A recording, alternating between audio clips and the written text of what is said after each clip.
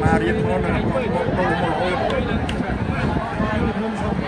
bạn đang ruột đi mình đang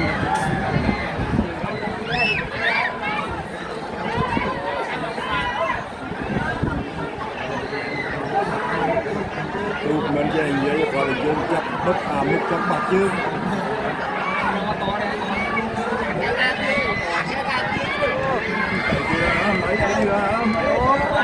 đây đi hàng hai mươi ơi đánh nông ăn nông xí kéo xí